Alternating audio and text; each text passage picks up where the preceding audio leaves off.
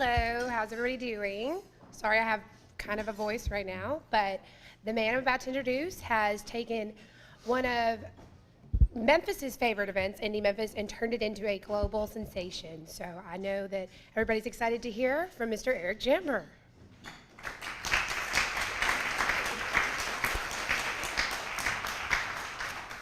Thank you, Kim. Thanks, Amanda, for having me out today. It's a lot of fun to get out and speak because I don't get to do it a lot. So you're in for a treat because either I'm going to go way off tangent or tell you things I shouldn't tell you, but it'll be hopefully fun. Just so I know kind of the temperature of the room, who's already been to the Indie Memphis Film Festival? Oh, good. See, I like it where the mix is like this and it's more people to convert than not convert. The festival's been around since '98. It's the 16th year coming up, and we've had some really great growth. But for me, I'm kind of new to the organization in its grand history. We're fortunate enough today to have Les Edwards with us, long-term president and volunteer, and Ido Pat, current president, who've been involved far longer than me. And our brand new employee, our first employee ever in a full-time capacity, Bridget Wheeler, is a new program manager.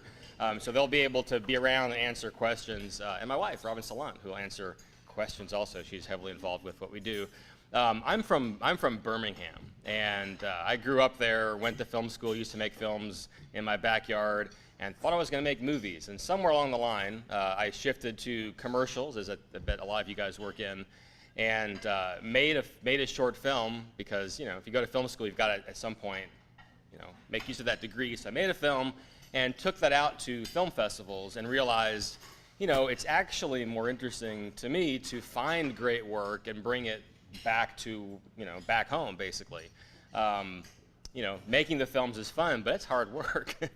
and it was fun. What happened is I'd see these amazing movies and would come home and no one would believe what I was talking about because if it's a good movie, why isn't it not playing at the local multiplex? So that was sort of the first challenge is, well, how do you get people to be interested in things they've never heard of?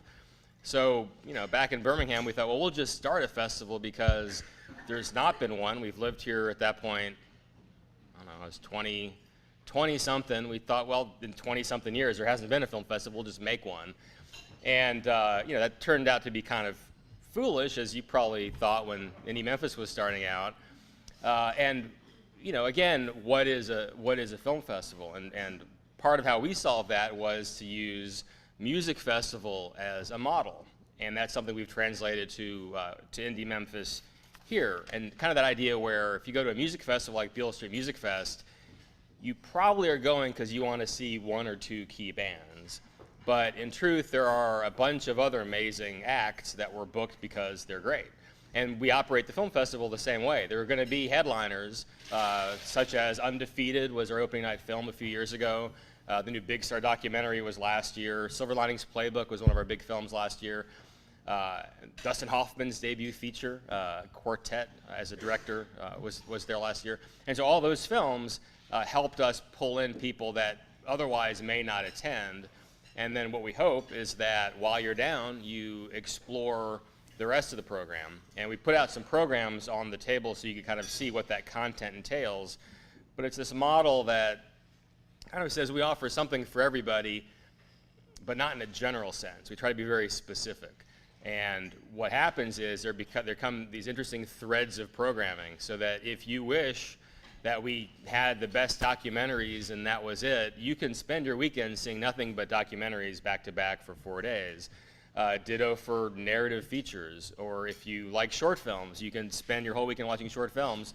And most importantly probably is the local program, and just about you can spend the whole time watching that.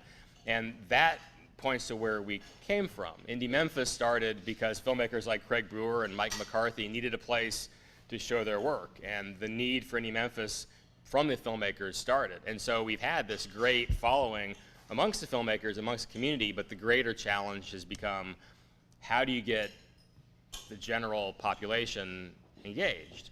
And that, of course, is where our PR committee, the great PR committee of volunteers that Amanda is a huge part of, Christina Meek, who's not here, is a big part of, Bob Phillips over there taking a big bite is a big part of. And then we have our ad agency of 15 years, Combustion, has done some amazing work. And most recently, we just added Loaded for Bear is doing the artwork this year. So it's, getting the right messaging out there. And for me, the main thing is that a film festival is not about sitting in a room in the dark by yourself watching movies. It's the other part of the experience. And so while I continue talking, I'm going to jump over and hit play on my slideshow to show you what it looks like.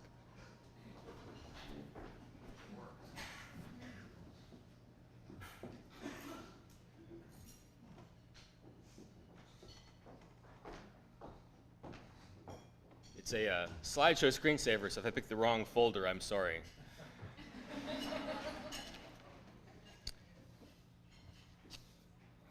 So, there we go.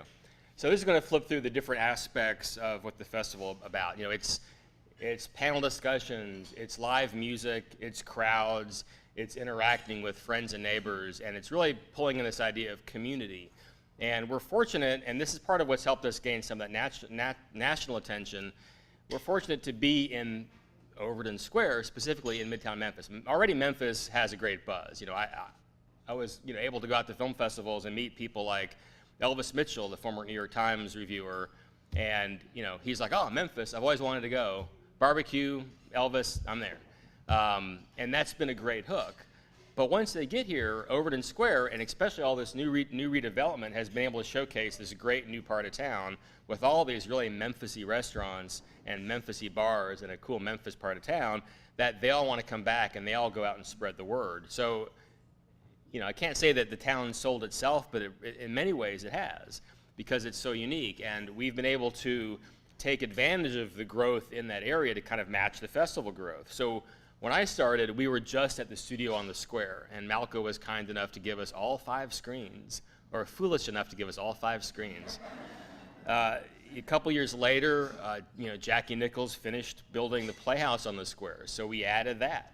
And that was a nice way that you could walk those 2 blocks and see movies in both places. And again, it started to make more sense of the idea that you just would buy a pass and come down. You don't have to know what's playing, but there's going to be a film coming up, and if you don't like it, you could go down to the studio on the square, or you can walk back up to the Playhouse. The Playhouse started giving us a place, that's the lobby of the Playhouse, for panels and a nice cafe setting. So it gave people a place to hang out, and what started happening is people would come down for one thing and stay, because it became interesting to run into these filmmakers, whether they're from Memphis or from other parts of the world, and hear their stories, and then people would spontaneously want to go and see their movies. And our pass structure makes it easy for that. Then 2012, last year, I think Jackie kind of got excited with the growth of the festival, and he was willing to align the Circuit Playhouse schedule with the Playhouse on the square. And we were able to take advantage of now both venues. We had this nice triangle from Playhouse to Circuit down to Studio on the square, again with now these new restaurants. And a moment ago, you saw some clips of the Overton Square atrium space. What was that called? It's the Palm Court. And so Loeb Properties, again, a huge supporter, were willing to let us go in there and create what we had that year, which was a 48-hour hack, which was a whole new part of the festival called the Innovation Program, which we'll talk about in a second. And then, even more excitingly for us, Hattie Lou Theater just broke ground. It'll be ready next year for the 2014 festival. And so now we've got 4 venues, all within that same 2-block structure, allowing us to show, again, a more diverse program that reaches out to a more diverse part of our audience. And one of the things I try to make sure people understand is, you think film festival, and that's, at a certain point, my analogies with music festival starts to not really work, because you go to a music festival and you don't really ever get to ask, Keith Richards why he, is playing a 5-string open G tuning, or what was the deal with that solo in the middle where it went off with the record. You don't get to ask them stuff. But the film festivals are very intimate. They're about accessibility. And then you get to talk to the filmmakers and you get to ask them, what was that ending all about? Why did you just cut to black? Or what was that other character for, or tell them how much you liked it, or find out how they made it. And you start even getting into sort of the industry of it. It's actually more than just art, it's industry. And you have people talking about fundraising, and how do you find money to make your movie? How do you write it? So you'll have People like the producer of Junebug, Mike Ryan, or writers like Larry Karaszewski, who wrote People vs. Larry Flint, and Ed Wood, all right there and accessible to everybody. And so now you've got, young people, kids, I guess, those crazy kids, kids coming to the event and seeing that this is a fun thing, but also you get them inspired to make movies, and that leads to all sorts of things, whether it's making TV commercials, working in broadcast, working in PR and advertising. All of that sort of, to me, is part of that same world. So it becomes more than just going to see a great concert or a great dance performance. It starts having all these different legs. And so we really rely on trying to get individuals to understand what we're about. So, making sure that our PR team, they're not just writing up a press release and sending it out, they're actually understanding this unique energy that the festival creates. Same thing then with the volunteers. The festival takes 100-some volunteers, but it's only possible because they are excited about the energy. They want to come down and make it happen. A lot of festivals of our size have to use paid people. And luckily, we're able to grow the festival thanks to this huge volunteer team that hopefully we'll start to be able to, pay more of them. But the volunteer piece is a huge part of getting it out there, because it becomes the event that you go to because your friend went to, and then you go and you like it, and you start, coming every year, and hopefully then getting involved more yourself. Then the other angle on that is getting businesses involved in different ways. And so it's been really interesting to see how from when maybe I had first started to the last couple of years, where we've gotten on a large level. Duncan Williams came on board a couple years ago to be our presenting sponsor and helped us with a lot of their own marketing plans to do advertising that we normally couldn't do, and reach out to their employees and get them engaged. And then similarly, you'd have on the smaller level, we have individual film sponsorships that are in that $2,500 range. And so companies and even individuals would sign up for that, so they would have a content piece of property that they could take ownership in and use it as a way to engage their employees or engage their clients, and in different ways, because you get a bunch of tickets as well as exposure. And that's been a lot of fun. And then last year, Microsoft came on, and we created this whole Microsoft lounge for them that allowed them to show products. So it's been really fun to look at those different ways of engagement that have gotten people involved that have never attended. And that's, for me, where the innovation thing became very exciting last year, where Kevin Morales from FedEx came to us, and he wanted to make this innovation happen like South by Southwest does, where it's bringing in interactive components and some of the kind of big technology things, big data type things. And we went out there and looked at different ideas, and FedEx got involved in a big way, and they couldn't sponsor the festival, but they liked what was happening, and they bought a big bulk package of passes so they could get those to the right people in the right departments. It was like 500 passes, so their employees could be fully engaged. And then they came down for the weekend, would come to these innovation lectures, and then stick around for the fun part, because film sounds fun, which it is, and they would get further engaged in all those pieces. And so that's kind of a neat way that I don't think I had really thought about before they came to us and said that that's what they wanted to do. And that was very successful for us, and something that we're looking at repeating. So as all this stuff has been unfolding, we've basically gone from, in 2005, we had, I pulled these old numbers, we had just about 2,000 people. And 2 years later, 2007, it had doubled to about 4,000. And then so in the next 5 years, it's gone up 175% to like over 11,000 people, which is a pretty huge leap. So that's allowed us to get named. Last year's festival was one of the top 20 events, says the Southeast Tourism Society. And so getting into their calendars lets us get more attention on, a lot of these drivable cities, Nashville or Little Rock, Birmingham. Those folks are paying a little bit more attention to us now. On the filmmaker side, we've been called twice one of the top festivals worth the entry fee, 2011 and then just a few weeks ago. And then back in 2009, we were one of the coolest festivals, which is a lot of fun because it's always so hot here. And so as we've looked at different ways to to grow, our two areas right now is trying to get more of Memphis engaged. Like the filmmakers and the indie film fans are already sold on it. It's a matter of reaching out to more of East Memphis, more out-of-towners to get them to drive to Memphis and use us as a tourist destination sort of weekend, and then get all these different companies to get their employees involved, whether it's sponsorships or just engage in the event as volunteers or attendees, and make some of these connections happen. Because really it does become very much like a community of neighbors by the time the weekend's over. You are seeing the same friends and same faces. And a change we made to the pass structure just a few years ago, I think is a large part of that, because you're not anymore buying one film to one ticket. And when you think about how you're spending your money down at the Malco Theater, you're going to see Iron Man 3 because you know what it is. You know it's exciting and it's going to be fun. It's harder to get someone to buy a ticket for a film they've never heard of. So we've switched over to this all-inclusive pass structure, where if you're an Indie Memphis member, you get the pass for free. It's a $50 membership, you get this free pass, and you get to get in line, see whatever you want to at the festival. And we started adding these priority levels. So if you're the film fan and you don't want to get, that line might fill up the venue, so you can get a more expensive pass for $100 that lets you get a more priority seating. And then if you get 100 with this, what's our fancy patron pass, it's $300, and you're guaranteed a seat because we save just enough seats for those folks. But what that does is you're not worrying about individual tickets anymore. You're now able to go see a film because the guy you were in line with said that's what he's going to next, and you're interested in it.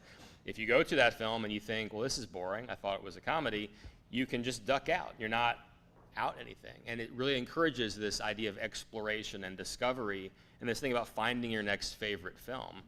And so we've always been looking for ways to push that message in our messaging about that exploration, because the films we show, as well, of course we have these headliners, but these other ones are basically the emerging filmmakers that become Quentin Tarantino, become Steve Soderbergh, that become Craig Brewer, and it's a whole different ballgame as you start looking at that piece.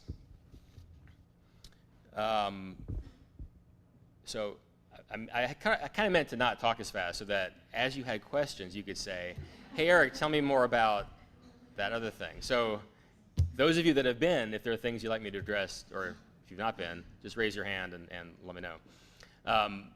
Part of what's been important in building attention or attracting people's attention to the festival is our year-round programming. And again, I don't know why it didn't make more sense earlier, because partly we spend so much effort to get the festival together. At a certain point, the off-season stuff gets in the way, and it's kind of a headache. But it is really crucial in keeping the audience engaged, in giving members a reason to become members, and then get that free pass I mentioned. And then if you're not already engaged, it lets you get hooked all these potential ways throughout the year.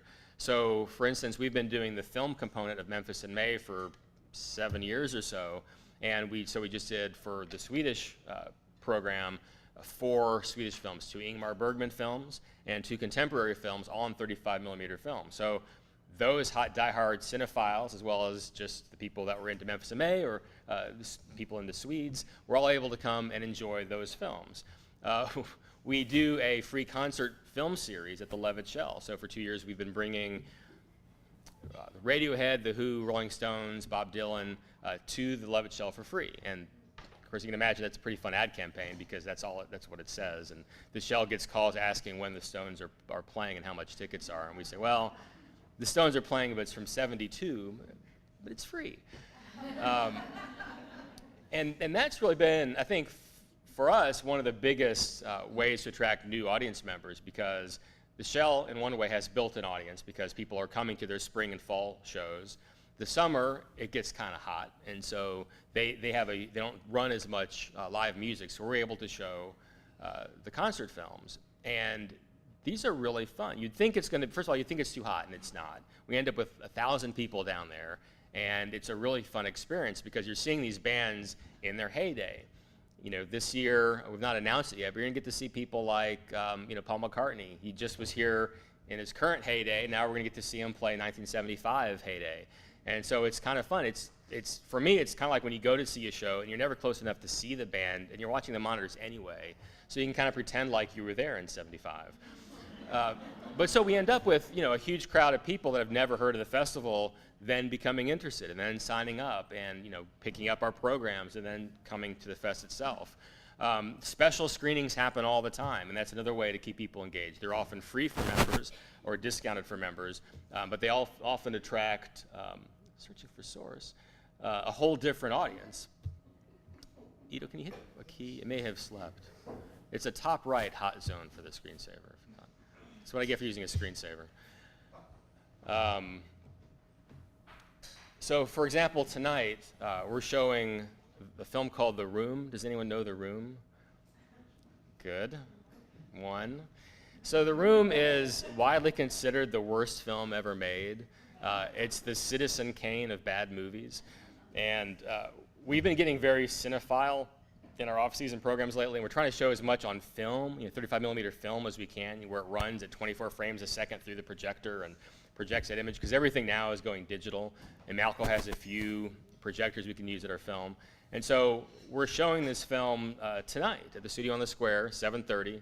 It's about 25 tickets from selling out, but it's this whole cult crowd that wants to see the worst film ever made, because it's really fun. It's so bad, it's good. Not in a Showgirls kind of way, but in like a really kind of brilliant way where the guy now says he meant it to be this bad. And so I guarantee you it's going to be 100 people there that have never heard of the film festival that are finding out about this in our organization through this screening that we came into because one of our local filmmakers said, hey, have you ever shown The Room? You've got to show it. So, for us, it's fun to look for things like that we think can engage people in different ways, whether it's going to be a documentary about, healthcare or about organ transplants or whatever it might be. We've got then ways to maybe hook different segments of the community and get different people involved. I can ramble forever, but other specific questions? Amanda, you might. Can you talk about the way you've been able to attract some really big name people to come to the festival and submit films to the festival? Sure. Talk about how that's really kind of come out. Yeah, it's been fun, growing that. I mentioned Elvis Mitchell. He was one of our big proponents early on. He was from the New York Times. He's the black guy with dreads that you'll see in here a number of times. And he came in the first year because of the Memphis hook, because we're able to sell him on Elvis Presley, Beale Street, and barbecue. And then he gets here, and it's different than he expected. We've been able to reach out to people that are from Memphis, like Chris Parnell from Saturday Night Live and 30 Rock. And Chris was on our jury a couple years ago and reviewed the hometowner films, but from the local filmmakers. So it was kind of cool because it gave local filmmakers that professional point of view from someone from here that succeeded. And then he hosted the award show, so it gave us another fun piece of fun on that. We've had people like Dan Lindsay, who directed Undefeated, come back and be on the jury. And then the success of films like Undefeated, which of course went on to win the Oscar, that's from the Weinstein Company, which is a huge maker of movies. And now we're on their radar. So they're helping us get films like last year's Silver Linings Playbook. And now this year, we're waiting for them to lock their calendar to see what films they can help us get in. But we're always looking for celebrities if you know famous people. There's one over here. Whoever's first. I was just wondering how you maybe handle that's a lot of people, like in all that growth. I feel like even though Overton Square is growing, all that area. I mean, how are you accommodating so many people so that everybody can get a good experience? Well, we're patiently waiting for the parking deck. Yeah, we have a lot of capacity actually at the festival. So if you add up the number of available seats at any given time, we're only at, maybe 60% capacity. So there's a lot of space. And, the festival math, it's counting per event. So someone might come in the morning and a different person's coming in the evening, and they're not necessarily staying the whole day. If 11,000 people came at one time, we would be in trouble. But it's spread out. So that's the other way to do it. And because of the multiple venues, it does sort of helps to diffuse that a little bit. Eric, Yes. I wish I could be there tonight because I always heard that Plan 9 from Outer Space was the worst movie ever made, which is a pretty bad movie, but it's funny. My question is, how far in advance of the start of the festival do you have your schedule as far as your films pretty locked and loaded so you can start really promoting the schedule? Well, that is what gets tricky. It's 30 days is our goal. We do an event with Craig Brewer called Craig Brewer's Indie Memphis Peep Show. Craig's on our board, and he hosts this event where it's when we unveil the lineup. Last year it was at A. Schwab's down on Beale Street, and we showed trailers and previews and clips, and that's the first time you could get that bit of the lineup and see when things were happening. But we start lining up films way before then. So, okay, now I don't really know what the films are, but starting in July, a lot of them will start falling into place, and it is very schedule dependent. If you look at the fold-out flap on the cover of the program, you can see this grid. It looks really complicated, and it kind of is because the number of films we show is dependent upon the length of the movies. So, once we're in September, I know all the movies, but maybe not when they play, or I might know that it's 7 o'clock, but it might be 7:30, and that may drift. Because of that film sponsorship thing, I want to be able to tell somebody, hey, I've got a film about, fire trucks, and, your fire department, do you want to sponsor this? But I often don't know until later, so what we try to do is get people to at least be aware of it and into the idea, and then they can be connected as we announce the films. Yes?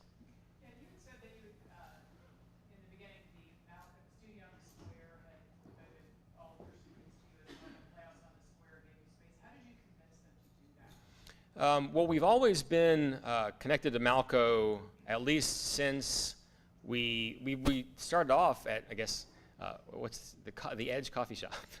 And then we're at MCA for a while. Then we were downtown on Beale one year. We used the Movie Co. down here for a while, which was before my time, but sounded really cool. And luckily, I think for me, is this Midtown resurgence. And Malco's a huge sponsor, but they give us a really nicely discounted rate so that we're able to rent out a piece of their theater.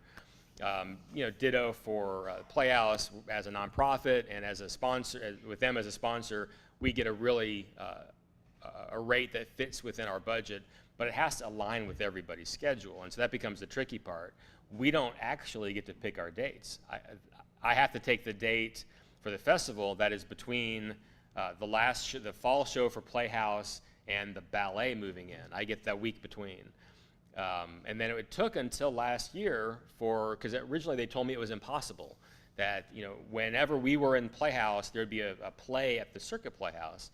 And one day Jackie came into my office and he said, hey, if you want to use the Circuit, let me know, and I'm setting the calendar next year. I'm like, yeah, we'll take it. So I think it became a matter of showing them that we could use the space. We could actually fill it up. You wouldn't be giving us screens that wouldn't have attendance, because movie theaters make most of their money off of concessions. So even if they're giving up some ticket sales, they at least want to know that we're driving attendance to their theater, because they make all that popcorn money. So yeah, it's been attendance that's been the biggest selling factor, probably. A little bit of dollars. I was Yeah. going to ask, what notable films have y'all either rejected or logistically y'all couldn't line up? Well, I probably would have rejected The Room had that been submitted, but we do get films like that quite often, honestly. Boy, what have we rejected? Often it does become a timing thing, where there will be a film that we're fighting for, and then it gets bought, and then it opens up at the Ridgeway, and it's like 6 months ahead of the festival. So the early releases happen more often. Often, a film might just not become available. But yeah, I can't think of, there are films I'm sure that we reject, and then they get on and get accepted to Sundance and win Oscars. Like, that happens. But I can't, off the top of my head, think of any big ones. So not too big, I guess. I was gonna ask, what kind of promotion do you do outside of Memphis? Do you have specific markets or specific outlets that you go for to try to drive people tourism to Memphis? Yeah, well, we want to do more. First of all, at this point, it's a lot of social media. And then it's working out. We do deals with Without a Box, which is a filmmaker submission service, and then Movie Maker magazine that keeps liking us through their rankings. We do some advertising in their magazine, and then Oxford American has been a sponsor, so they do some full-page ads for us. We want to do more in those drivable cities and actual. We don't have much of a marketing budget, so it ends up being trade. So we'll be approaching, the alternative weeklies in those markets and see if they'll do some ad trades. Or they might give us an ad. We'll give them an ad, give them some passes to give away, and hopefully do that, because that is the one area that I think for us makes a lot of sense, because all of those towns have film festivals too, but in the spring. So we can give their film lovers something to do in the fall. There's some. Yeah. Okay. I was wondering, how old is the youngest filmmaker that you had at the festival, and like what any or how many does any youth participate in film? Anything to do with the festival or film? Yeah, well, we've often had youth components. It often depends on what partnerships we have going on any particular year. But we've often done high school programs, and that was the youngest until Ito's son Theo started submitting stuff. And Nikki Newberger is one of our screening committee members and long-term time volunteers, and she does films with the Opera Memphis folks, and so often we'll run those films as part of a free community program during the festival. We're trying to bring back a student shorts program that Robin helped us get going a few years ago with MCA, U of M, and Rhodes, because what we were trying to do is get those filmmaker students more engaged, because often they were coming for their movie and leaving. So we wanted to get them engaged with the idea of what a film festival is, so that they would be walking around with the same passes as the guy that just won, the Tribeca Film Festival, and they could kind of talk as peers. But that is an area that we're trying to do more of, and not just programming for kids, but also workshops and things like that. Elizabeth? So music is a huge part of the festival, obviously. Oh yes. Love that. I think particularly in the last few years, I guess, since y'all moved to Playhouse or since Playhouse opened, and I'm just wondering how unique that is among other festivals, and particularly Indie Memphis' size, and if you have any plans going forward to develop that more, to grow it, or do anything different. Good. Yeah, thanks for the reminder about that whole topic. We've talked about actually getting rid of the film part of Indie Memphis Film Festival and just making it Indie Memphis Festival, because music is such a big part of it, and now this innovation stuff is such a big part that we really want people to focus on the festival part. And I think since maybe 2009, we had British singer-songwriter Robin Hitchcock come in, and he closed the festival with a solo show at the studio on the Square, and he recorded a couple tracks at Ardent that we've put on vinyl and are available for purchase. Come on by. He did a song he wrote the night before while he was at the festival, and he did a cover of Walk the Line. And the guy that did Hoop Dreams and got that connection happening, he was here and he filmed the whole thing, and that became a documentary that we've shown at some festivals. But that experience has kind of brought up this idea that we want to be able to sort of have a headliner that we bring in that's there to network and hopefully play with Memphis players and maybe record with them, maybe perform with them. But at the same time, Memphis has this rich legacy of music, and it's very alive. So you come in thinking about Elvis, and you go away, singing Amy LaVere and Snow Globe and, Star and Micey or whoever it might be. And so you see these artists during the festival, of course, at parties. It always happens at any event, right? There are parties and receptions, somebody's playing. Music showcases, we've done a number of those. But a lot of times they're playing before the movies. So when you're waiting to see the opening night film, there's some Memphis performer playing. And the idea is that you may have never heard of that performer because you're not exposed to them in some way. So you're there, and whether it's Glory or the countless others that I can't remember right now, you're able to be exposed to all these. And we had this nice collaboration that we're still doing that I particularly like with the Memphis Music Foundation and the Recording Academy, and it's to create this sort of music sampler CD. But whereas every town has a best of their town CD, we have one that's themed. And the reason we theme it, whether it's, I think Heartbreak in Memphis was the first one, it's so we can send them out to music supervisors, and these are the folks that pick what songs go in movies and TV shows.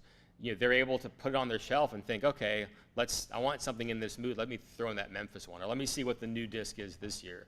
And that's become very instrumental because then a lot of those same bands are playing at the festival, and it provides another level of entry. And in fact, the music supervisor for E! Entertainment was here last year. I believe she did a couple deals coming out of the festival. So that's been fun to see some of that happen, and we're hoping to do more of it. And yeah, the music showcase is a bigger thing where last year specifically we had a lot of success not having the bands play at a festival for one of the evenings. It was actually just 4 bands in a row at Young Avenue Deli, and that was great. Like, people that wanted to go hear bands could go see them. So we're wanting to this year do some of that again, where we're able to create events on their own for people to interact with. A lot of these filmmakers that are coming in, they've already seen each other's work because from January they're touring other towns, and so by the time we get around to Indie Memphis, they've seen a lot of them. So they really are responding well to the live music scene and taking advantage of other cultural parts of Memphis and touring the town and visiting the watering holes. I'm probably near the end. Time for a couple more. One way in the back. We really enjoyed the concert series films at the show last year. Great. Do you know how many you plan to show this year, and when will the promotion and the titles be released? Well, Bob, when should we release that? I think we're going to do the press release next week. It'll be 6 of them starting.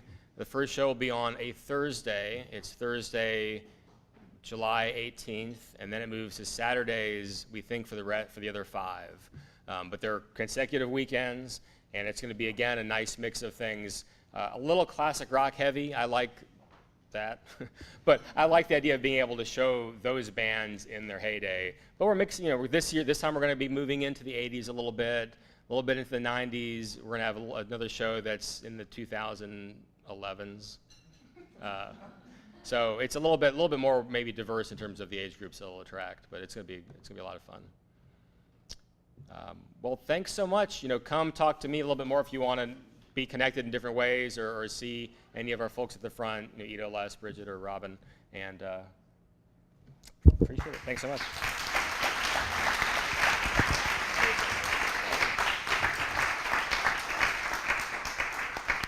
All right, thank you so much, Eric. All right, guys, we're kind of running short on time here, so I'm going to go ahead and wrap it up. We'll see you guys next month, July 10th, right back here. And always, if you have any ideas for programming or any speakers you want to see, please contact us, come see me, and let me know, and we'll try to get them. Thanks, guys.